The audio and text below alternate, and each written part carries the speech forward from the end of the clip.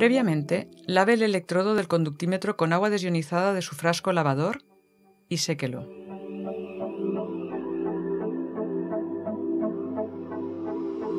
Lave un vial y ponga una pequeña cantidad de agua de su frasco lavador.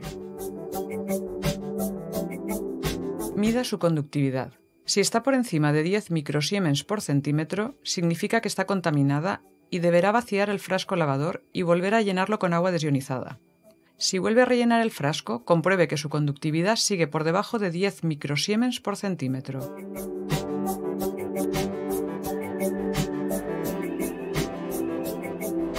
Mida la conductividad del agua problema y anote el valor en su cuaderno de laboratorio.